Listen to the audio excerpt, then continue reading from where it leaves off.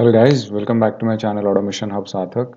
And in today's video, we learn about file handling. There are a lot of things which we can do in file handling. As of now, in this video we will learn mostly about handling properties file. Very important topic, very useful in designing frameworks. Of course, you can learn from JSON files, as well as XML files. We will read about this later, but so this will be a cumulative of all these kind of videos. But today our focus is on properties file. So let's go ahead and begin. So we'll go to our Eclipse. I'll make a new package here. We'll name it as a file handling package, and the first project, this package will have a class. We'll say reading. Oh god, what did I do? Okay, I'll delete this. So we'll create a new class, reading properties file. So this is the class. I'll select the main method, finish. Okay, so now the question is, why are we writing properties file? Let's first understand what happens, why we even do this. See, let's say okay, let this MS Paint open. Okay, so let's say this is your test case. Okay, and the test case is dependent on a lot of other things. Like, let's say, for example, test case is dependent on a lot of data. Okay, so it is dependent on a lot of data, and some data are they are stagnant data, or they do not change very frequently. Okay, then test cases are also dependent on certain data which are quite dynamic in nature. They change very frequently. Okay, so they change very frequently, like navigation URLs. And let's say, for example, you're working, you're working for an e-commerce website wherein there is a specific item which is having a certain amount today, and it changes, the price changes tomorrow. Or you're working for a news channel, you're automating a news channel, and of course, today's news is history tomorrow. So technically, a lot of things frequently change, but some things do not change. Let's say, for example, you go ahead for the stagnant data. It's like mostly your base URL that remains stagnant. Sometimes your admin username and password. Okay, those maybe in certain cases they change, maybe they don't. Maybe certain areas which you can frequently, which frequently do not change. So we do not hard code anything inside the test cases while designing framework, because that is practically not very good. Because in case your URL changes and there are 10 or 20 Java files, in this particular test cases there are 10 or 20 Java files, and let's say you're working for Amazon. So, and that particular URL is changing for each and every place. So you cannot go to, 9 different Java files and keep changing everywhere. So that doesn't make any sense. So we will understand this during the coding part of it. So let's go back to our code now. So here we are gonna write, we are gonna read from properties file. We're not gonna write into properties file. The writing part of a file I'll tell you, but properties file is mostly read from. Now, first and foremost things, we have to create a properties file. So how do you create? Let's say, for example, this is the package and you want to create the properties file here. You can make it at a project level also, but I just want to make it at a package level. So right click on this package, new, go to file, and give the extension dot properties. So I'm going to work on this particular URL, Rediff login dot properties. The extension should be PROPERTIES in lowercase. Okay, please do not write property or do any sort of spelling mistakes. Once you do this, the properties file will come over here, and this is nothing but, the properties file has nothing but a key value pair combination. Okay, so this key value pair, what I meant is, like, let's say username. Okay, what is the username which I have? Selenium Panda at rediffmail.com. Let's say password, I have selenium at the rate 123. URL of that particular uh, login. Let's go. I don't remember the URL.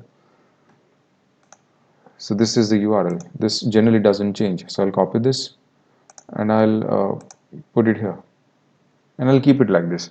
So whenever you want to change, let's say for example this URL changes, so for the key the value changes. So this is the key, this is the value. Okay, this is the key, this is the value. Similarly, let's say for example this value changes, so you do not have to go inside each and every Java class and change the value. You just can change it here, save it, and accordingly from the code this particular data will be pulled. Okay, so let's go ahead and understand how this is done. So now for the first and foremost line, there are few steps which we need to understand. The first step to for reading properties file is okay. The first step is we need to create the object of the properties class. Okay, so you have to create the object properties, object reference equal to new properties. This is step number one, and import it. Okay, now this is done.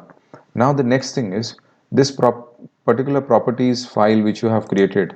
Okay, this particular properties file, it has a certain path. So how do you determine the path? Right click on that properties and go to the properties section. You will see the location. This is the path of the same.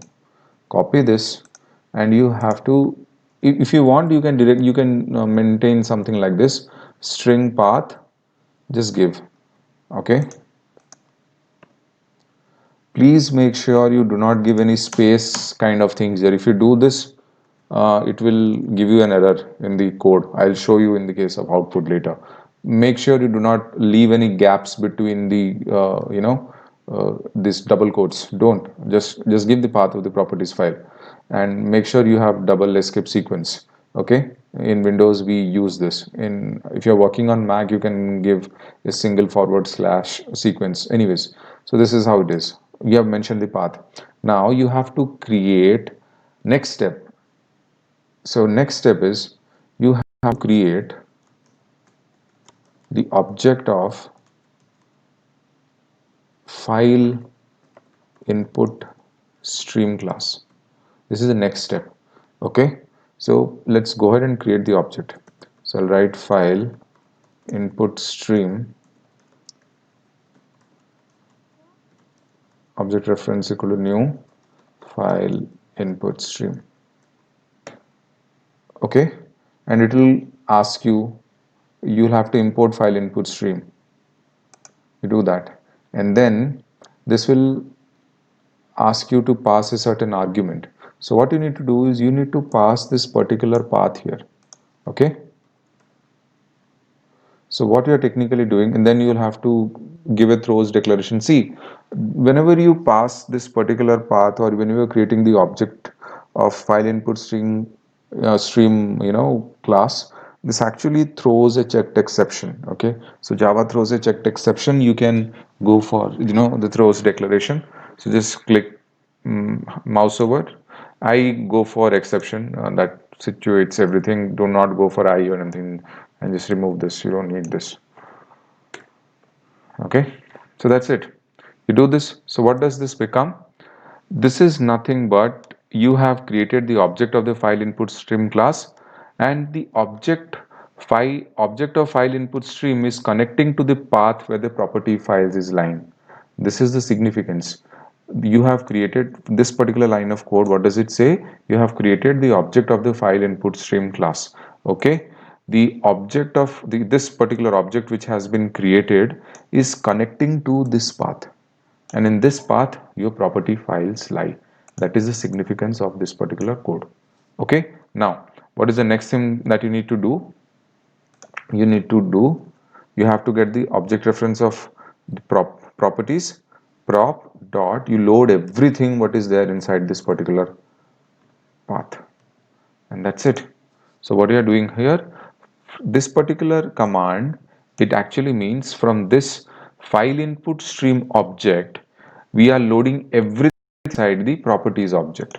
Okay, So from this file input stream object IP, we are loading everything into the properties file, properties class object. That is what we are doing here. Okay, this is the significance of this particular line of code. So the fourth, this means from the file input stream object, we are loading everything into the properties object. That's basically what this particular line does. Okay, I'll remove all the unnecessary spaces here. Okay, so these are the three things which you need to do. You have to create the object of this properties class, then you have to, if you can directly, you can choose not to do this.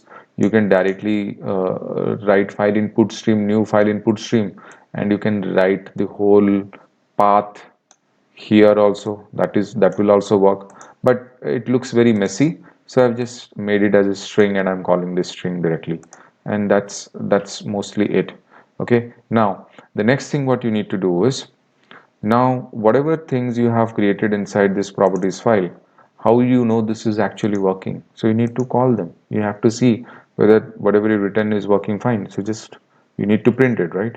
So you can use prop dot get property method, and let's say for example you are calling username. Okay, then prop dot get property, you are calling password. Okay, and then this you're calling, let's say URL. Okay, so now let me run this.